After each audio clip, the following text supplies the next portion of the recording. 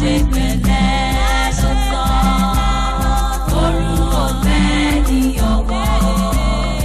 Òru ọ̀fẹ́ ní ọwọ́. Ayẹlẹ. Òru ọ̀fẹ́ ní ọwọ́. Òru ọ̀fẹ́ ní ọwọ́. Ayẹlẹ. Babátúndé. Babátúndé ọmọ Balógun. Kí ló mú wá? Afẹ́gbọ́n lábàárẹ̀ rẹ̀. Kábíyèsí rẹ̀ Elédùmarè. Babátúndé ọmọ Balógun. Kí ló mú wá? Afẹ́gbọ́n lábàárẹ̀ rẹ̀. Ọlọ́run aṣẹ̀dá mo tún ṣe kábíyèsí lákọ̀tún o. Òru ọ̀fẹ́ ní ọwọ́. Bá mi, Ayẹlẹ. olùtọ́jú mi, Òru ọ̀fẹ́ ní ọwọ́. ọ̀pá kò tẹ̀lé mi Babátúndé ọmọ Balógun kábíyèsí rẹ̀ Elédùmarè. Ayẹlẹ. Ayé tó tó. Ọlọ́run aṣẹ̀dá mo bá búrúburúburú mo tún pàgọ́ ọmọ o. Ayé tó tó. Béèyàn ṣe pọ̀ tó lókè pẹ̀ o ò gbàgbé mi Babátúndé ọmọ Balógun. The extraordinary presenter Prince lọmọjọ Balógun wa kábíyèsí rẹ̀ Elédùmarè sẹ́. Ayé tó tó. Mẹ́wàá ń ṣẹlẹ̀ lóru. Ìjẹ́ gbedégbedé mo tún fẹ́ gbèjègbèjọ mo béèrè èdè lọ́wọ́ elédè láṣàlẹ̀ tòníṣẹ́. Ọ̀fẹ́ ní ọwọ́. Kí la gbèdégbèdé tèmi kò mí ò kí irú òǹfẹ́dé tó dá sí ata ilébédé ni. Ọ̀fẹ́ ní ọwọ́. Òru ọ̀fẹ́ ní ọwọ́. Torí èdè kò jẹ́ bá mi lẹ́kùfù Ọlọ́run aṣẹ̀dá ló ṣe bẹ́ẹ̀ o. Kábíyèsí rẹ̀ Elédùmarè. Ǹjẹ́ ta ni láǹgbèdè náà? Ẹ wo Ọlọ́run aṣẹ̀dá ni. Ayẹlẹ. Ǹjẹ́ mo tún fẹnu fọ́gbẹ́ láṣàlẹ̀ tòní mo fún oyin mu? Òru ọ̀fẹ́ ní ọwọ́. Mo tàgbọ̀n ṣàlẹ̀bọ̀yọ̀ mo wá di pèdèpèdè. Òru ọ̀fẹ́ ní ọwọ́. Ọ̀rọ̀ mi wá di pákúrútekúrúte tó mi tupẹ̀tupẹ̀ mo ní pátápá lórí àpáta olóró papapa ẹ̀yin ọlọ́gbà ayé ẹ mọ̀ káàbọ̀ sórí ètò Òru Ọ̀fẹ́ ní ọwọ́.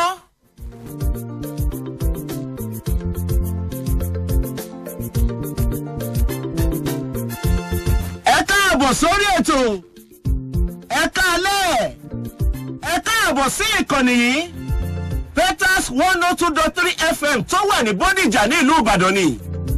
Ọlọ́run aṣẹ̀dá mo tún dé. Ẹ̀yin onígbọ̀wọ́ ètò ẹ̀mọ̀ kalẹ̀.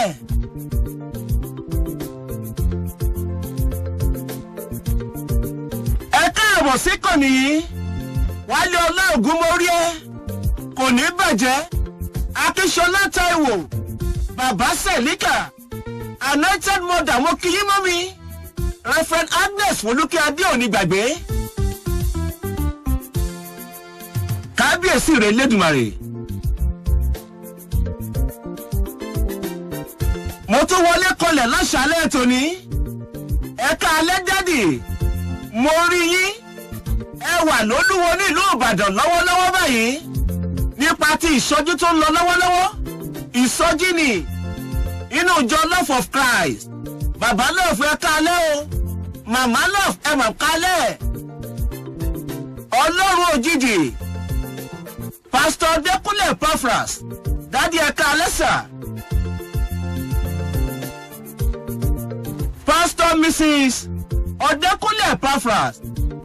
Mo mà kí yín. Ìjọ Comfort ò ní bàjẹ́. Ẹ̀yin ọlọ́gbà ayé mo tún ti dé. Mo ṣe bọ́lá tán. Ìyá àṣẹyìn ọmọ ìyá àṣẹyìn. Ọlọ́run aṣẹ̀dá. Ìwọ ló lètò. Ìlò ní ìkànnì. Ó ní àgbékalẹ̀. Ẹ gbọ́ wìrìwìrì lórí ètò láṣàlẹ̀ ètò ni. Ẹ̀yin ọlọ́gbà ayé ẹ tún káàbọ̀ sórí ètò lákọ̀tún. Ẹ wò ó ẹ tí ì gbọ́n kẹ́kẹ́.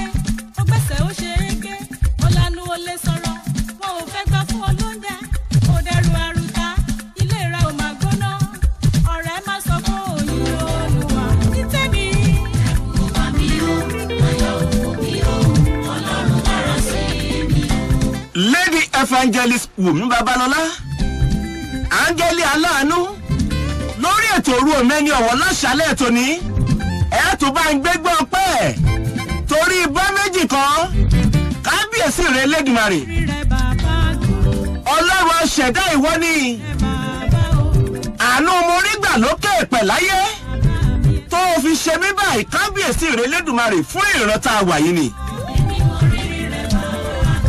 ọlọ́run aṣẹ̀dá mo mọ rírì rẹ o.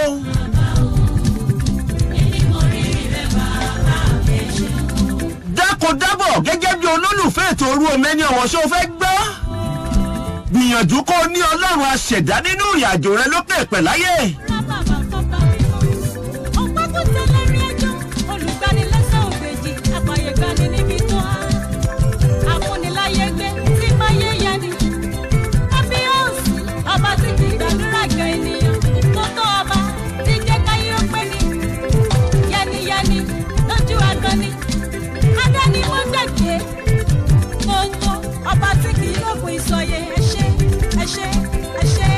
ọlọ́run aṣẹ̀dá ẹ̀ mà ṣe é ṣe lórí ìkànnì yìí Peters 102.3 FM ẹ ṣe lórí ìrìn àjò òru òmẹ́ni ọ̀wọ̀ lókè pẹ̀ láyé mo sọ lórí agbágbé ní Monday tó kọjá ìyẹn lórí ètò yìí Lady Evangelist Wùmí Babalọ́lá mò ń gbádùn yín pọ̀.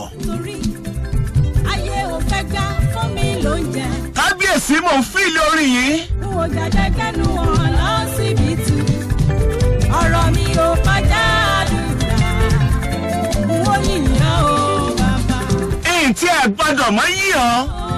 Kí ni ń fi pọ́n? Mo sọ wẹ́rẹ́ lórí ètò níjẹjọ́ nípa Babátúndé Balógun òru òmẹ́ni ọ̀wọ̀ foundation. Nígbà tó di níjọ́ kejì. Lọ́fíìsì mi nílùú Ìbàdàn tó wà ní Gospel bus stop ní ẹ̀gbẹ́ ilé márùn ká tó dé Ìyànà Fẹ̀ni. Èrò lọ bíbà.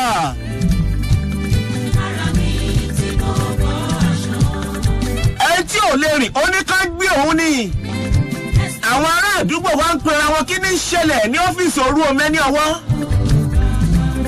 Àwọn opó wọ́n wọlé kanlẹ̀ síbẹ̀.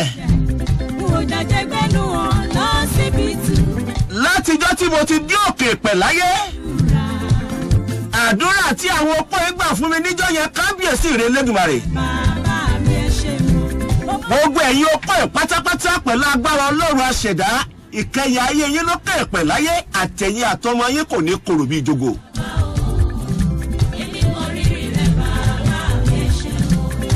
Alhaji Yekini Abiola